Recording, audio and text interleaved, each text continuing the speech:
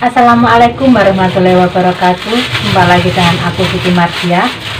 Apa kabar teman-teman semua dimanapun kalian berada? Semoga sehat selalu ya.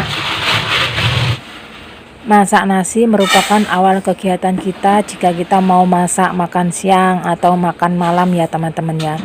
Dan ini sudah tidak asing lagi ya.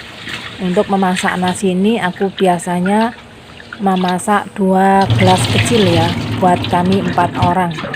Dan karena makan kami cuma siang dan malam ya, jadi cukup 2 gelas kecil.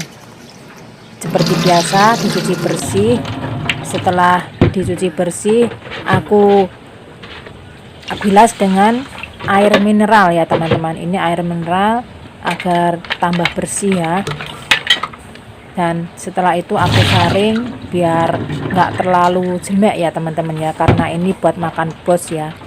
Dan untuk buat makan kakek dan nenek tersendiri yaitu bubur ya teman-teman ya. Untuk 2 gelas beras biasanya aku menggunakan 3 gelas air ya. Dan aku masak di tengko karena aku mau masak 2 sekaligus ya, yaitu masak nasi dan masak bubur buat kakek dan nenek. Malam ini aku mau masak simple buat majikan ya teman-teman ya. Mau goreng ikan, goreng telur, dan ini mau buat kari. Pertama kali aku akan memasak kari dulu ya teman-teman ya. Untuk memasak kari ini aku menggunakan 2 kentang dan 1 wortel, dan aku potong seperti ini. Kalau motong jangan terlalu kecil ya, nanti kalau dimasak bisa hilang ya teman-teman ya. Dan untuk memotong wortel aku seperti ini ya teman-teman ya. Pokoknya memotongnya sesuai dengan selera masing-masing ya. Dan semuanya sudah terpotong, dicampur dengan air ya. Dan akan aku masak di kompor ya teman-teman ya. Dan untuk masak di kompor ini aku masak sampai mendidih saja ya. Dan setelah mendidih seperti ini akan aku lanjutkan dengan memasaknya di tengko ya teman-teman ya, agar cepat empuk. Kalau masak di kompor terlalu lama dan lama empuknya ya. Pertama kali akan aku potong bawang bombaynya dulu ya teman-teman. Di sini aku memakai 3 biji bawang bombay dengan ukuran kecil ya. Dan aku potong tipis-tipis seperti ini ya. Karena kalau dioseng motongnya itu terlalu tebal, itu lambat empuknya ya, dan masih keras ya teman-teman ya. Sedangkan yang makan kan orang tua harus empuk ya.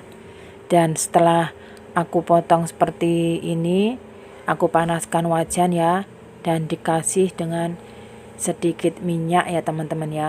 Sedikit saja minyaknya ya. Setelah minyaknya panas, aku masukkan bawang bombaynya ya. Aku masukkan semua dan dioseng sampai alum ya teman-teman ya bawang bombaynya ya. Dan kita tunggu sampai alum ya bawang bombaynya sambil dioseng. Kalau sudah alum seperti ini, baru nanti dimasukkan rebusan kentang dan wortel yang dalam tengko tadi ya teman-teman ya. Karena kentang dan wortel sudah matang ya, jadi kita masaknya kari itu jangan terlalu lama ya teman-teman ya, takutnya itu kentangnya itu hancur. Dan setelah diaduk sebentar, masukkan bumbu karinya ya. Di sini aku memakai bumbu kari batangan, dan ini berbagai rasa ya teman-teman ya. Aku memakai rasa apel ini. Dan biasanya aku gunakan 2 batang kari kuah ini ya. Dan setelah dimasukkan, diaduk sebentar biar kari kuahnya itu ngempyar ya, mencair ya teman-teman ya. Dan setelah itu masukkan bumbunya, gula 1 sendok makan, micin 1 sendok teh, ini micin ya, 1 sendok teh, dan garam setengah sendok teh. Setelah itu diaduk lagi sampai rata. Karena semua bahan sudah matang ya teman-teman ya, jadi masaknya nggak usah lama-lama. Setelah tercampur rata, matikan kompor dan tuang kari dalam panci bersih, dan kari siap untuk dihidangkan. Untuk menggoreng ikan ini aku menggunakan api yang kecil agak sedang ya, dan dituang dengan sedikit minyak, masukkan 3 iris jahe dengan tujuan agar ikan yang digoreng tidak amis ya teman-teman ya. Sebelum menggoreng ikan, panaskan dulu wajannya. Sambil menunggu wajan panas, biasanya aku lumuri ikan dengan tepung ubi ya teman-teman ya. Dan di sini tepung ubinya jangan banyak-banyak ya, karena sisanya nanti dibuang. Dan untuk ikan itu sendiri 1 jam sebelumnya sudah aku baluri garam secukupnya dan didiamkan dengan tujuan agar garam bisa meresap ke ikan ya, dan rasanya bisa lebih enak ya teman-teman ya. Dan untuk membaluri ikan dengan tepung ini cukup diguling-gulingkan begini ya teman-teman ya, dan sambil ditepuk-tepuk agar tepung yang melekat pada ikan tidak terlalu banyak ya. Jadi pokoknya tepungnya itu rata ya, dan jangan terlalu tebal. Setelah minyak wajannya sudah panas dan aroma jahenya keluar, ikan bisa digoreng ya teman-teman ya, dengan api yang kecil tentunya. Dan jangan lupa menggoreng ikan ditutup ya, agar matangnya itu rata. Dan jangan lupa juga jika menggoreng ikan harus dibalik ya, agar ikannya itu tidak gosong. Nah ini ya buktinya, ikan yang aku goreng itu tidak lengket ya teman-teman ya, padahal baru saja aku masukkan di wajan ya. Sebagai bukti nyata ya teman-teman ya, ikan yang aku goreng tidak lengket di wajan dan tidak hancur ya. Ini adalah tips yang paling gampang dan banyak orang yang tidak mengetahuinya ya teman-teman ya.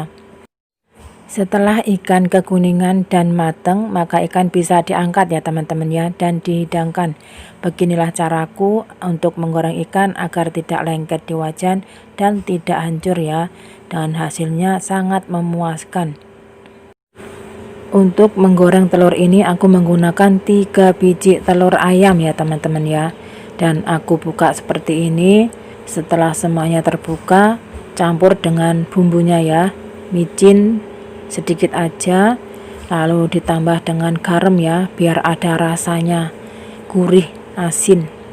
Setelah itu dikocok, dan sebelumnya aku sudah panasi minyak dalam wajan ya teman-teman ya. Sudah panas minyaknya, dituang, dan kita tunggu dulu sampai agak kaku telurnya ya, baru dibalik. Dan untuk menggoreng telur ini aku menggunakan api kecil ya, jangan api besar ntar gosong.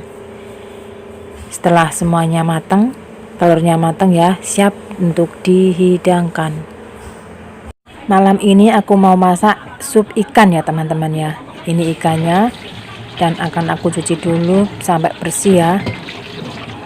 Dan selanjutnya akan aku potong menjadi 4 bagian ya, 1 ekornya, yaitu bagian kepala dan badannya aku potong menjadi 3 bagian, jadi totalnya 4 potong. Setelah selesai dipotong, aku cuci bersih dulu ya teman-teman ya, dan akan aku campuri dengan jahe ya. Jahe ini fungsinya agar supnya itu tidak amis ya teman-teman ya, dan untuk membuat sup ikan ini sebaiknya jahenya agak banyakan dikit ya. Dan aku campur dengan air mineral ya teman-teman ya, ini bukan susu ya, ini air mineral, dan nggak pernah aku menggunakan air keran ya untuk masak sup atau masak nasi. Ini aku masak dalam kompor dengan api yang sedang ya, dan kita tunggu sampai mendidih. Nah ini sudah mendidih ya teman-teman ya. Kalau sudah mendidih, masukkan garam ya, garam 1 sendok teh sama micin setengah sendok teh.